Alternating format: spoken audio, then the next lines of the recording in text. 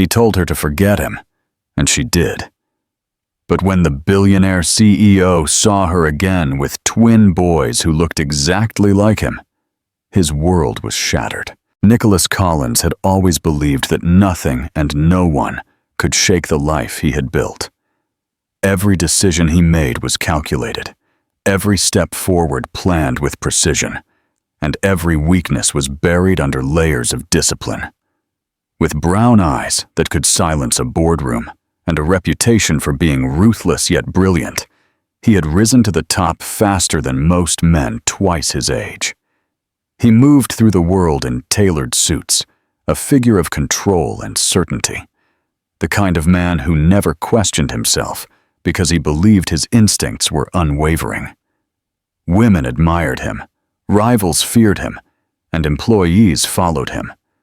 But behind the confidence and success was a man who saw emotions as threats, love as a distraction, and vulnerability as something that could undo years of power in a single moment. When Isabella Harper had entered his life, she had been the only person he allowed to get too close. She was different from the sophisticated women who usually surrounded him, women who saw his wealth and status before his soul. Isabella had light brown hair that caught the sunlight in a way that made it glow, and her striking blue eyes were full of a sincerity that disarmed him. For the first time, Nicholas felt the dangerous pull of something he couldn't control, and while he tried to keep her at a distance, he found himself lowering walls he had built for years.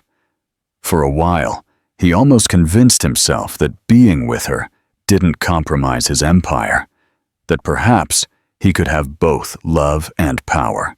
But that illusion was shattered the night she stood in front of him, her hands trembling and her voice unsteady as she whispered that she was pregnant. The words dropped into the room like a bomb blast. Isabella expected fear, maybe hesitation, but she also hoped for relief in the form of love, reassurance, and support. Instead, she watched as Nicholas's face hardened, his jaw clenched, his eyes turning to the same unreadable shield she had seen him use in business. He said nothing for a long time, and that silence was worse than anger. When he finally spoke, his voice was low and even, but it cut her like a blade. "Forget me," he said.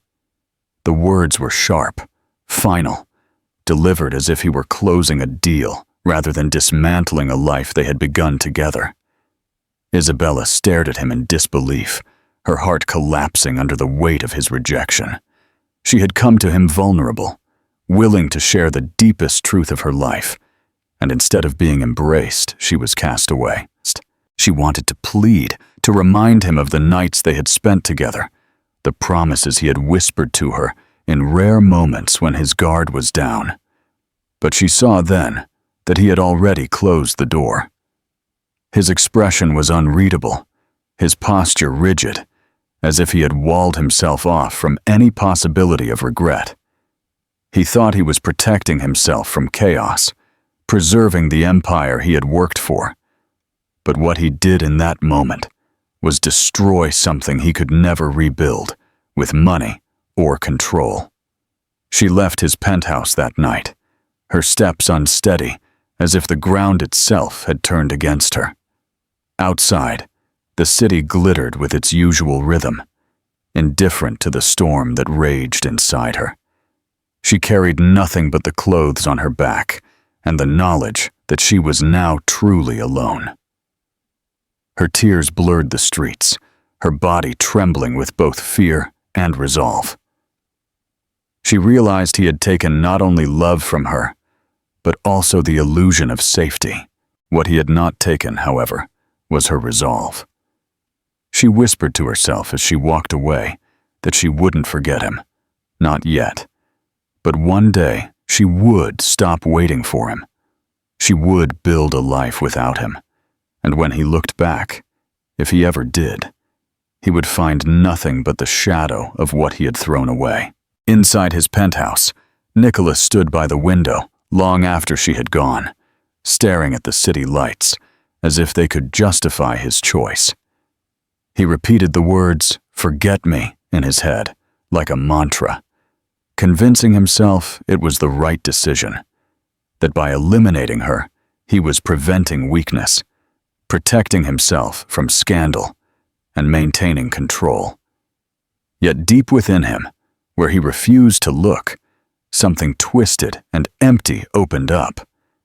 He didn't admit it then, but in choosing pride over love, he had condemned himself to years of emptiness. He thought she would never truly forget him, that no one could walk away from Nicholas Collins, but he had no idea that those words would one day come back to haunt him in a way he could never have imagined.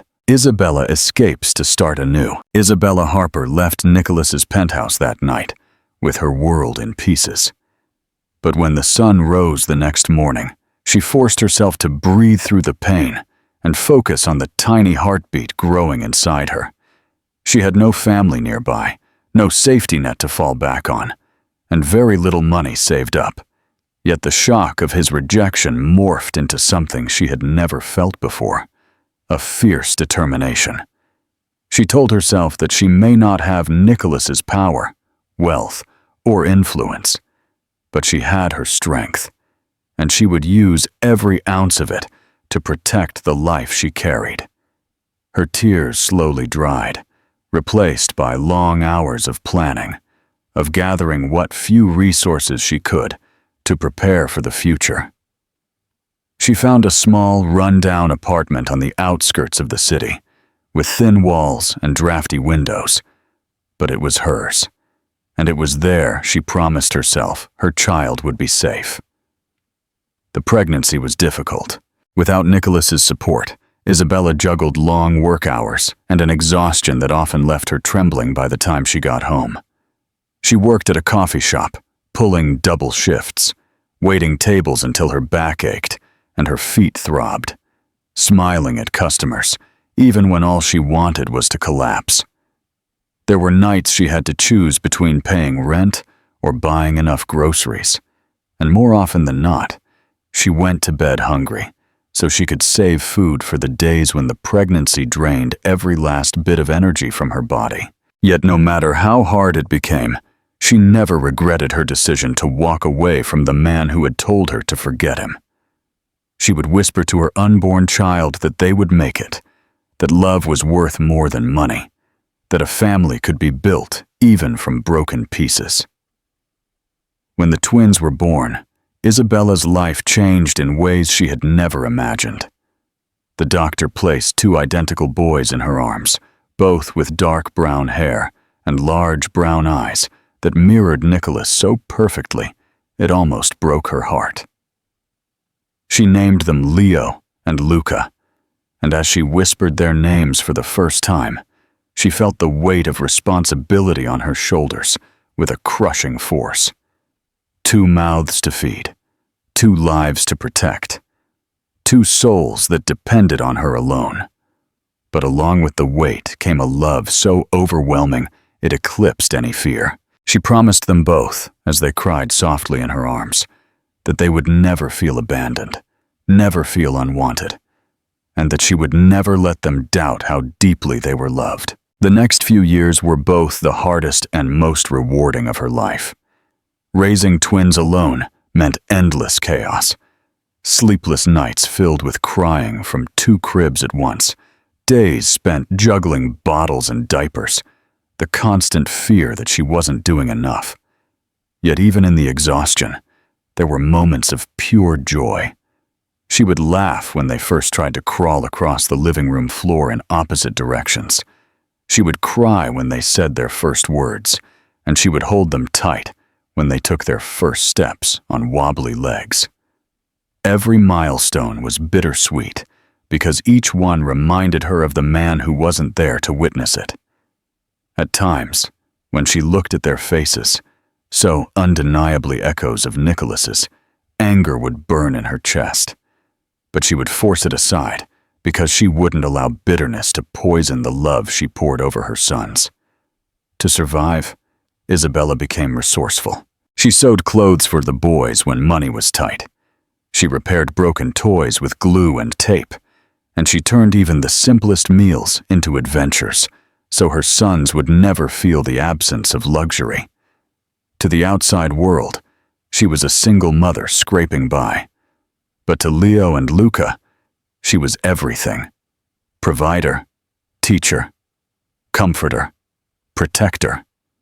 They clung to her, their small hands grasping hers with a trust so complete it made every sacrifice worth it. At night, when exhaustion threatened to consume her, she would watch them sleeping side by side, their faces identical and peaceful, and she would remind herself that while she had been forced to let go of Nicholas, she had been given something far more precious in return. Still, the shadow of the past lingered. Isabella carried the memory of his words, the way his face had hardened, the coldness in his voice when he told her to forget him. She told herself that she had made it, that she had moved on. But in the quiet hours, when the apartment was silent and her sons were asleep, she sometimes wondered if he ever thought of them. Did Nicholas ever imagine what his children looked like? Did he ever wake up in the night with regret gnawing at him, the way his memories gnawed at her? She didn't know, and she tried not to care. But the truth was that his absence was a wound she carried silently. She had built her life around strength and survival, but no matter how strong she became, she couldn't erase the fact that her sons were a daily reminder of both the love she once felt and the cruelty that had shattered it. 3 years passed in this rhythm of struggle and love, of small victories and hidden scars. Isabella no longer expected anything to change. She believed she had created a world where Nicholas Collins was nothing but a ghost from her past, a man erased by time and resolve. But what she didn't know was that fate had a way of tearing down the walls we build, and the life she had worked so hard to protect was about to collide with the man she had once vowed to forget. The past resurfaces. Nicholas Collins moved through his days as if nothing from his past lingered behind him. But the truth was that he carried a hollow ache that he refused to name. Outwardly, he was a man who had everything. His company dominated markets. His name was regularly featured on the covers of financial magazines, and he was the kind of figure people whispered about when he entered a room. He wore his success like armor, his sharp brown eyes scanning for weakness, his every word laced with authority. To his colleagues, he was unstoppable, a man who had sacrificed feeling for strategy and built an empire on discipline alone. Yet when the lights of his office were off at night and the city glittered below the glass walls of his penthouse, the silence was too oppressive, and he would find himself staring into the darkness with thoughts he couldn't escape. He told himself Isabella had been a mistake, a moment of weakness that he had eliminated before it could damage his ambitions. He repeated the story so many times he almost believed it. Yet sometimes, without warning, her face would appear in his mind, the softness of her smile, the way her blue eyes had looked at him, as if they saw not the ruthless businessman, but the man underneath. And worse than the memory of her was the memory of what she had carried with her when she left. He tried not to think about it, tried to convince himself that she had moved on, that whatever she had done about the pregnancy was none of his business. But in the quiet hours, the doubt would creep in. What if she had kept the child? What if somewhere there was a boy? Or a girl with his eyes, his features, growing up without knowing who he was? He would push the thought away with work, drowning himself in meetings and strategies, but the unease always returned. The women who now surrounded him were not Isabella. They were sophisticated, sleek, and temporary, their interest fixed on his power and wealth. He let them orbit him, but he never let them get close, and once the novelty wore off, he would discard them without a second thought. They filled nights and banquets, but they never filled the emptiness. His friends, if they could even be called that, noticed his detachment, but none dared to ask. Nicholas lived behind walls so high no one questioned them, because to the world he was exactly as he wanted to appear: successful, untouchable, and completely in control. Only he knew that control came at a cost he had not allowed himself to admit he was missing. Occasionally, he would picture the life he might have had if he had made a different choice. It would happen late at night, usually when exhaustion wore down his defenses. He would imagine Isabella's laughter filling his home. He would imagine the footsteps of children echoing through the halls of his cold mansion, bringing warmth to rooms that were now silent. But the visions were fleeting, and he would force himself to bury them, telling himself those things were not for men like him.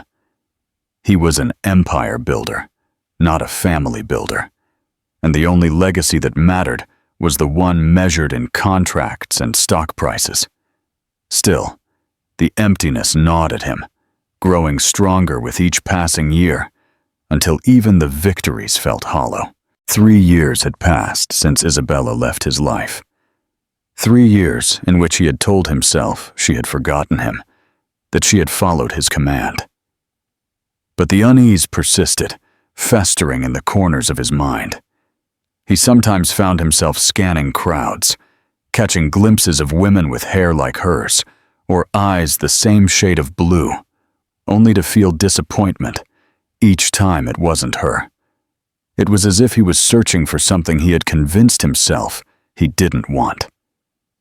Caught between his pride and a longing he couldn't kill. And then, one evening, fate finally stripped away his illusions. He walked into a restaurant in the heart of Manhattan, prepared to close a multi-billion-dollar deal, his mind already rehearsing figures and arguments. The waiter led him to his table, the chatter of guests filling the air, and as he raised his champagne glass, he saw a woman by the window. At first, his breath caught because he thought his mind was playing tricks on him again, conjuring Isabella's face out of longing. But the longer he looked, the more certain he became. It was her. Her hair, now a little lighter, framed her face with a softness that had only grown with time. Her blue eyes still held the same depth that had once disarmed him, though he could see from her posture and the set of her jaw that she was stronger now, more resilient.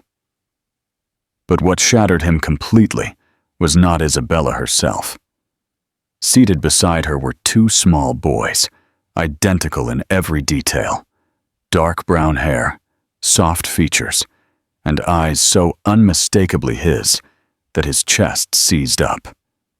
They were around 3 years old, laughing together, reaching for their mother's hand. The realization hit him like a physical blow. He wasn't looking at strangers. He was looking at his sons. Sons he had never held, never known. Children who had lived their first years without him, because of the words he had once thrown at Isabella in his arrogance. The deal he had come to discuss, the world he had built, the millions he had made, it all became irrelevant in that instant. Nicholas Collins, who had never bowed to anyone, stood frozen in his chair, with the weight of the truth pressing down on him. He had told her to forget him, and she had. But in forgetting him, she had created a life that he had forfeited the right to be a part of, and he understood for the first time what it meant to have everything and still feel like you had nothing at all. An unexpected confrontation. Nicholas's world unraveled in a matter of seconds as he sat in the restaurant, his champagne glass trembling slightly in his hand. The sound of the twins' laughter drifted across the polished floor, cutting through the hum of conversations and the clinking of silverware, reaching him like a melody he had been denied for years. He couldn't tear his eyes away from them, 2 little boys who shared his hair, his eyes, and even the same way they tilted their heads when they were curious. His chest tightened with a pressure so strong he felt like he was suffocating, because there was no room left for denial. These were his sons, The empire he had built, the ruthless decisions he had made, the millions he had earned. It all seemed absurdly meaningless compared to the sight of those two little boys laughing at something their mother whispered. Isabella, seated between them, was more beautiful than he remembered.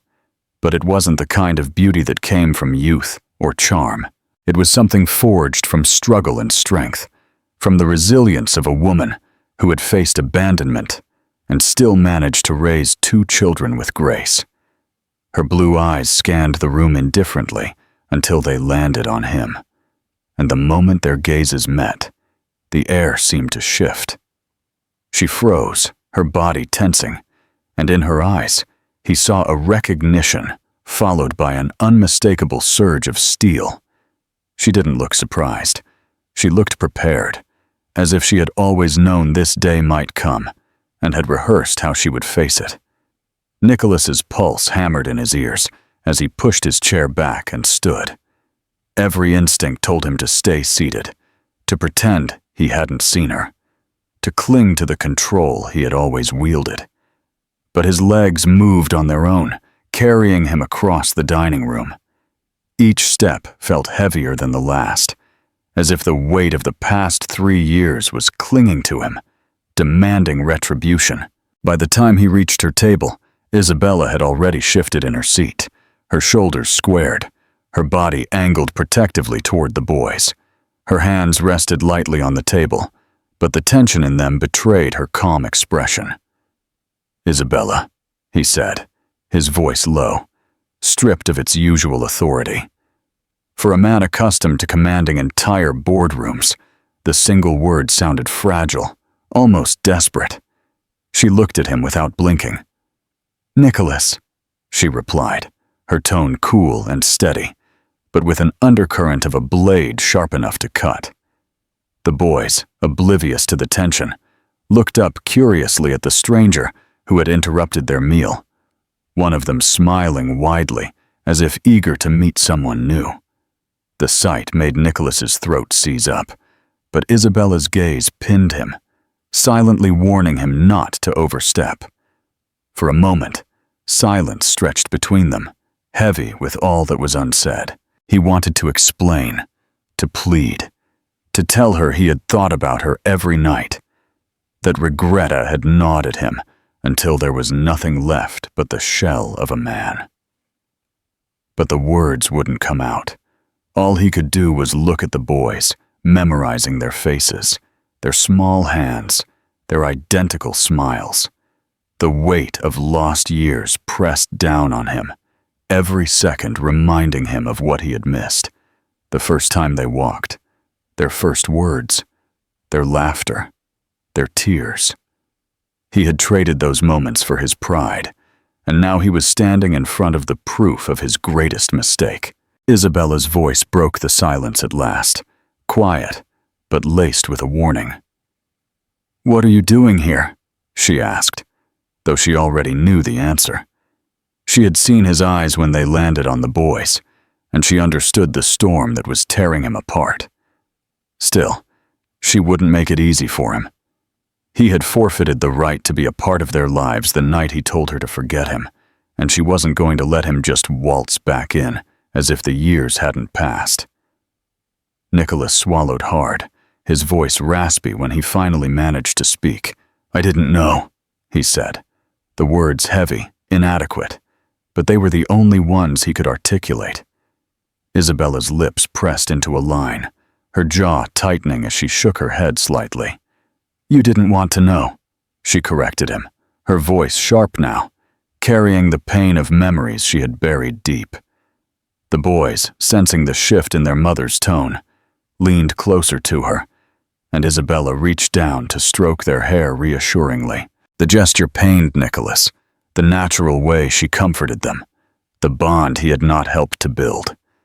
For the first time in his life, he felt powerless in a way he couldn't fight with money or influence. This wasn't a negotiation he could win. It wasn't a deal he could close. This was a woman he had broken, and children who didn't know he existed. He wanted to fall to his knees, to beg her for a second chance, but he saw in her eyes that it would mean nothing. Isabella had become stronger without him, and she wouldn't allow him to hurt her sons in the same way he had hurt her. She rose slowly from her chair, collecting her purse and motioning for the boys to stand.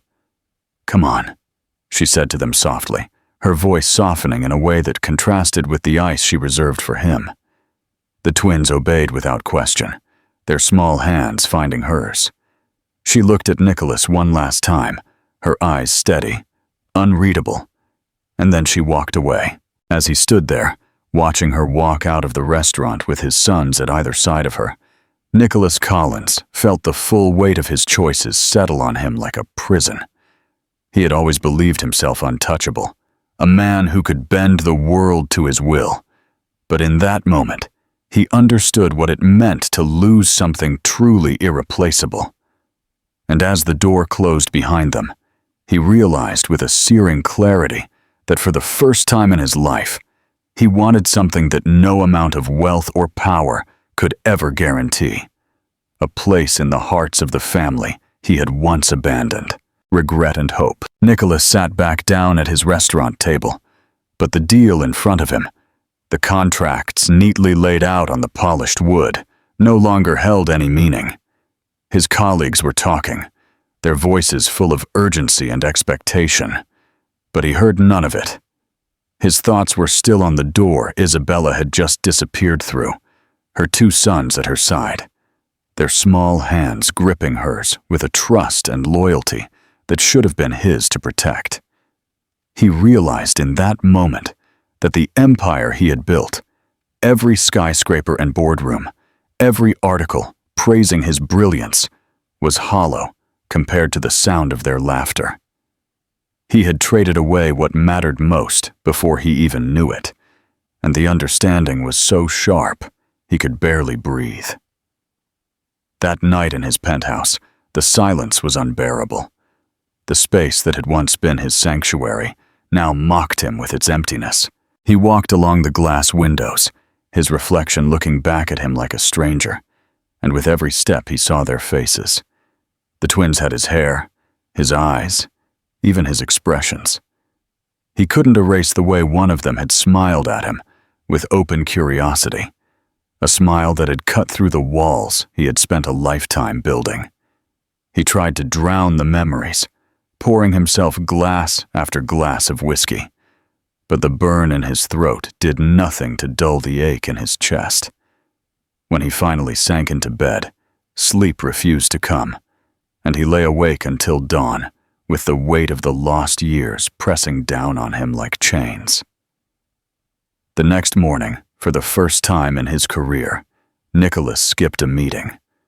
He sat at his desk, staring out at the skyline, consumed by thoughts that had nothing to do with mergers or acquisitions.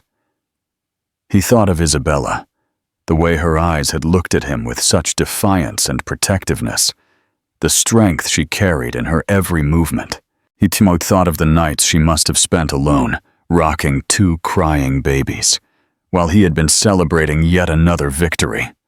He thought of every doctor's visit, every scraped knee, every moment of joy and fear he had missed out on because of his arrogance. The more he let the memories play out in his mind, the more unbearable the silence of his penthouse became, until he found himself gripping the edge of his desk and whispering to the empty room that he had been wrong. Days passed, but he couldn't let it go. He went back to the restaurant, inventing excuses for business dinners, hoping for another glimpse of her. Sometimes he would see her walking by with the boys, her posture straight, her gaze forward, her hand grasping theirs with an unwavering devotion. Each time his chest would tighten, and each time he felt the sting of her deliberate avoidance. She never looked at him, never slowed her pace, never gave him the satisfaction of acknowledging him. To her, he was a ghost, and yet to him, she was the only thing that was real. Finally, his resolve broke, and he approached her one evening as she was leaving the restaurant. His voice was shaky when he called her name, stripped of the power and confidence he so easily wielded in any other setting. Isabella turned, her expression calm yet sharp, her blue eyes warning him not to come closer. Still, he did, his heart pounding with a desperation he couldn't mask. He told her that he needed to talk, that he knew he had no right, but he couldn't let it go. He said the words he had buried for years, that he had been wrong to push her away, that fear had made him cruel, that he had thrown away the only chance at a family he would ever have. His voice cracked when he said that seeing those boys had shattered him, because he could see himself in them so clearly and couldn't bear the thought of living the rest of his life as nothing but a stranger to them. Isabella listened, her face unreadable, her arms crossed as if she were protecting herself. When he was done, her silence was louder than any accusation. At last she spoke, her voice even, but laced with years of pain. She told him that regret wasn't enough. Regret didn't pay for diapers or formula. Regret didn't hold two babies through the night when they were both crying at once. Regret didn't hold her up when she was too tired to move but had no other choice. She said that he had chosen pride over love, and in doing so, he had abandoned not only her, but two lives who deserved better.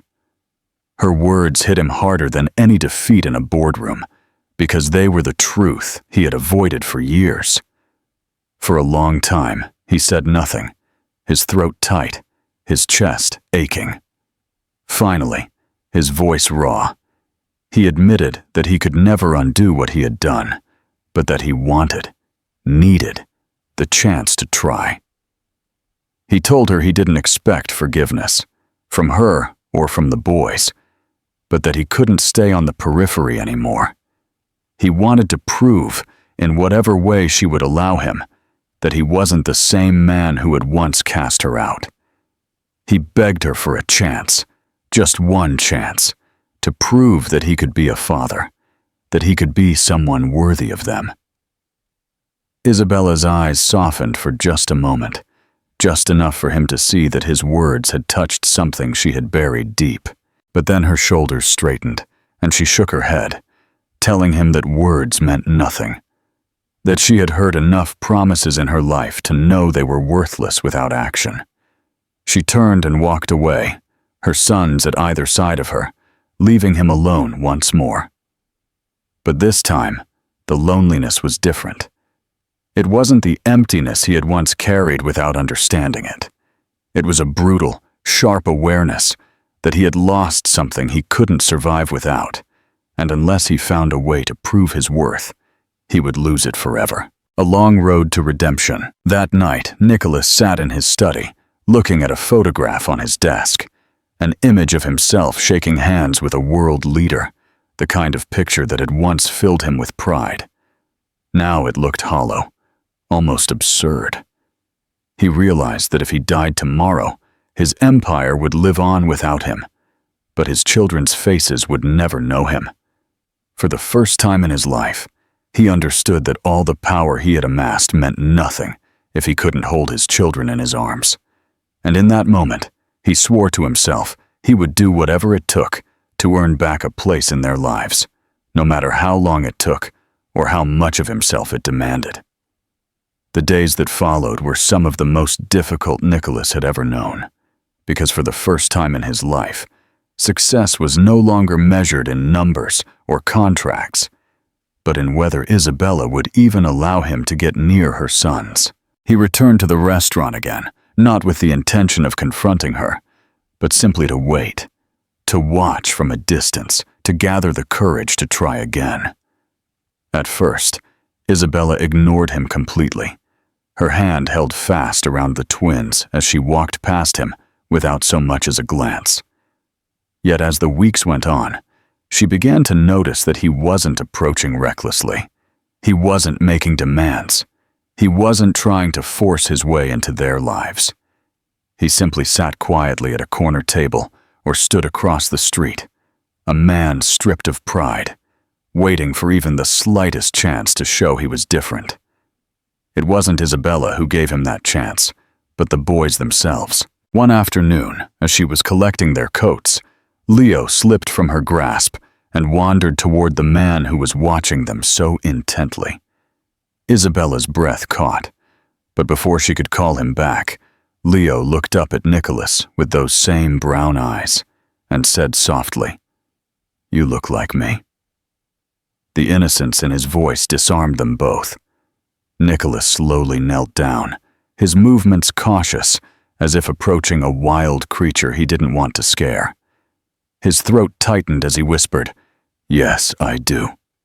It was a moment so fragile, Isabella almost pulled her son away, but something in Nicholas's expression stopped her. For the first time, she saw no arrogance, no calculation, only a raw, unfiltered humanity. From that day on, the wall she had built around their lives began to develop cracks. Isabella didn't forgive, not yet, but she allowed small moments of contact under her careful watch. Nicholas would join them at the park, where he awkwardly tried to keep up with the boys as they ran across the grass, their laughter echoing in the air. He sat on the ground with them to build block castles, his expensive suit jacket tossed in the dirt as if it meant nothing. At first it was clumsy, unsure of how to navigate their energy and endless questions, but he gradually began to learn. He listened to their stories, nodded solemnly when they invented imaginary adventures, and laughed with them when they insisted he play the villain in their games. Isabella watched with vigilant eyes, waiting for his patience to snap, waiting for the man she once knew to resurface. But to her surprise, he kept coming back, even when the boys wore him out, even when they tested him with childish stubbornness. He came back in simple clothes instead of suits, his sleeves rolled up, his face softened by smiles he had almost forgotten he could give. He seemed intent on proving that he wasn't just playing a part, but that he was truly learning what it meant to be their father. One evening, when Lucas scraped his knee on the pavement, Isabella instinctively ran to him, but Nicholas was already there, kneeling down, wiping away the dirt with a gentleness that left her stunned. He whispered reassuring words, holding the boy until his sobs subsided. And only then did he look up at Isabella with an expression so full of regret and tenderness, it pierced her defenses. For Nicholas, each of these small moments was a revelation. He had built his life on the belief that strength came from control, that emotion weakened a man, but the sound of his children's laughter made him feel stronger than any boardroom victory. Every time one of them reached for his hand, every time they leaned into him without question, he felt the possibility of redemption growing inside him. At night, when he returned to his penthouse, he no longer saw a monument to his power, but a prison of his own making. The silence that once felt like peace now suffocated him, because he knew what was missing. He would lie awake, remembering the weight of his children's small hands in his, the sound of their voices calling to him, the way Isabella's eyes would soften despite her resistance.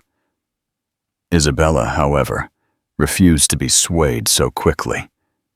She reminded herself constantly of the night he had told her to forget him, the years she had spent alone carrying burdens he should have shared. But as she watched him sitting cross-legged in the grass, with her sons climbing all over him, or watched him listen patiently as Leo explained an elaborate drawing he had made, she began to feel something she hadn't allowed herself to feel in years, a doubt in her certainty that people could never change. In spite of herself, she found herself remembering the man she had once fallen for, wondering if maybe he had been buried all this time, waiting for a reason to resurface. The turning point came late one night, when the boys had worn themselves out playing and had fallen asleep on a park bench, their small bodies curled into each other. Isabella braced herself to lift them into her arms, but Nicholas gently stopped her and lifted them himself, one in each arm.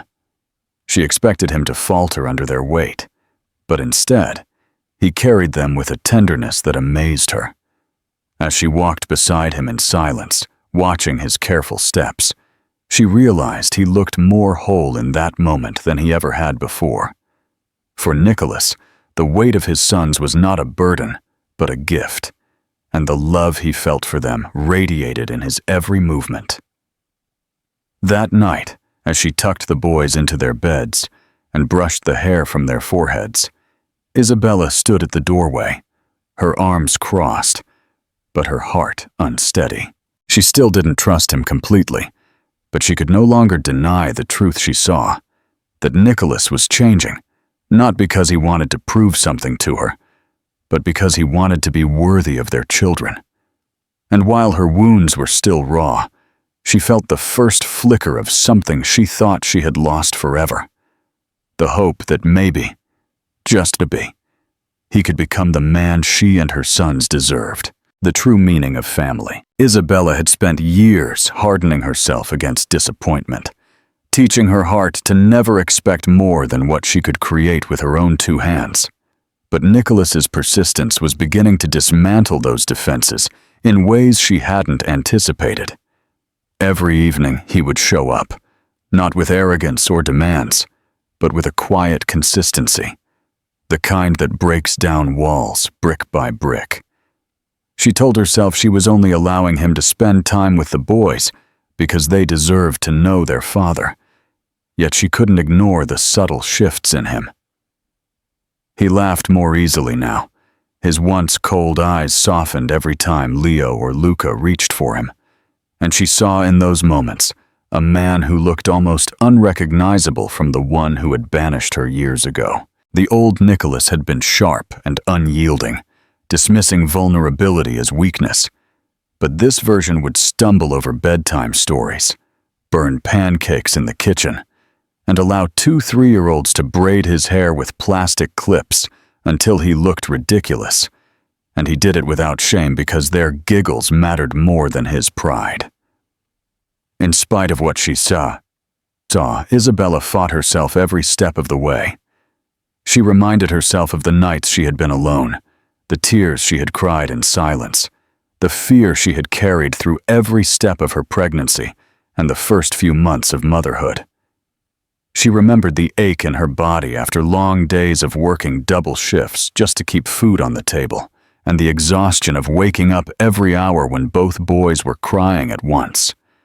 She remembered it all with a sharpness that made forgiveness feel impossible, and yet, there were nights she would catch Nicholas watching her with a kind of quiet reverence, his gaze no longer that of a man who thought he owned the world, but of someone who was learning what it meant to value what he might have lost forever. Nicholas, on the other hand, felt every moment with them as if it were both a blessing and a punishment. Every laugh from the twins filled him with joy, but every smile also reminded him of the years he had missed.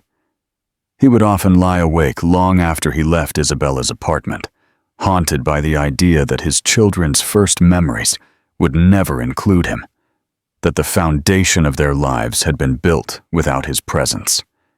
Yet instead of letting that despair consume him, he poured it into determination. He vowed that if he couldn't change the past, he would devote every part of himself to shaping a future where they never doubted his love. He accepted Isabella's suspicion as something he deserved, never arguing when she kept her distance, never pressing when she reminded him of the pain he had caused. Perhaps for the first time in his life, he was patient, willing to take whatever time it took to prove his worth. One evening, as twilight fell and the city lights began to sparkle outside Isabella's window, the boys snuggled up on the couch after a long day of play. Leo rested his head on Nicholas's shoulder, thumb in his mouth, while Luca clutched a toy car and struggled to keep his eyes open. Isabella stood in the kitchen, her arms crossed as she watched them from the doorway. It should have looked like something ordinary, 2 boys leaning on a man as they fell asleep, but the sight of it took her breath away. There was no mistaking the tenderness in Nicholas's posture, the way he held perfectly still as if afraid to disturb them, the quiet awe in his expression as he looked at their small faces. To Isabella, it was both comforting and terrifying, because it showed her a man she couldn't easily dismiss. Later, when the boys were tucked in bed, the silence between them grew heavy, as it often did. This time, it was Nicholas who broke it. His voice was low, stripped of all the polished authority he used in the boardroom. He confessed that he lived in constant regret, that not a day went by he didn't think of the moment he told her to forget him. He said that power, success, and money had all become meaningless once he realized what he had thrown away. He admitted that he didn't deserve forgiveness, that he couldn't erase the years she had suffered alone, but he begged her not to shut him out completely. He didn't ask for her love, only the chance to stand by their sons, to be a father, even if only in fragments. Isabella listened without interrupting, her arms held tightly across her as if she were holding herself together. When he was done, her response was quiet, but sharp enough to hurt. She told him his regret didn't heal the nights she had spent crying, or the exhaustion of raising 2 babies without him. She reminded him that regret didn't change diapers, it didn't pay for rent, it didn't hold her up when fear almost broke her. Her voice held no hatred, only truth, and the weight of it pressed down on him until his shoulders slumped. He didn't argue, he didn't try to defend himself, he only lowered his head and whispered that he knew she was right. To Isabella, the moment was unnerving. She had expected excuses, denial, maybe even anger. But what she found instead was humility. He didn't fight her words. He accepted them as a punishment he deserved, and something in that acceptance made her waver. She didn't forgive him. Not then. But she felt the first cracks in her certainty that he could never change. Turning, she caught his eye one last time, and in his gaze, she saw not the ruthless man who had once cast her out, but someone broken and rebuilding, someone who had finally understood what mattered. That night, as she lay awake listening to the sound of her sons breathing softly in the next room, Isabella admitted to herself what she had refused to face for weeks. Nicholas wasn't the same man he had been 3 years ago. He was still guilty. He was still flawed. He was still unworthy of easy forgiveness. But he was trying. Truly, deeply trying, in a way that went deeper than promises or apologies. And for the first time, she wondered if her heart, bruised and scarred, could allow itself to believe in him again. A new beginning. The next few weeks unfolded, with a rhythm neither of them had expected, but one that all 3 of them began to hold on to. Nicholas became a constant presence in his children's lives, not as a shadow who lurked at the edges as he had before, but as someone who was learning to be there in the everyday moments. He no longer arrived in flawless suits with the air of a man just leaving a boardroom. Instead, he came in simple clothes, often with his hair a little messy from rushing out of the office, his phone put away as if he finally understood it no longer mattered. He carried toy cars in his pockets because the boys liked to race them on the table during dinner, and he laughed without reserve when their small voices demanded he be the one to roar like a dragon during their bedtime stories. For a man who once believed that control was the source of strength, he discovered that strength could also be found in letting 2 3-year-olds climb all over him like a jungle gym, laughing as they did. Isabella watched these changes with a cautious heart. She reminded herself that her trust was not something he had earned simply by showing up, that she had survived too much to hand him forgiveness easily. Yet each day, she found it harder to deny that something was different. She saw the way his eyes softened when Leo tugged on his sleeve, the way he would crouch down to listen seriously as Luca described his imaginary world in elaborate detail. She saw the gentleness in his hands as he tied their shoes, the patience in his voice as he explained something for the 10th time without frustration. It unnerved her more than she wanted to admit, because for the first time she wasn't just seeing the man who had hurt her. she was also glimpsing the man she had once fallen for, reshaped by regret and the determination to be better. The turning point came on a night when both boys became sick with a fever. Isabella panicked, as she always did when illness threatened her sons, her hands trembling as she rushed between their beds with medicine and cool cloths. For years, she had handled these moments alone, relying only on her strength and endurance. But this time, Nicholas was there. He stayed with them through the night, holding Leo in his arms, while Isabella tended to Luca, whispering comfort into the boy's ear until his sobs subsided. He carried them when they were too weak to move. He placed cool washcloths on their foreheads, and he refused to leave even when exhaustion pressed down on him. Isabella, seeing him in the dim light of the bedroom, felt something inside her open up, not from pain, but from the understanding that she was no longer carrying the burden alone.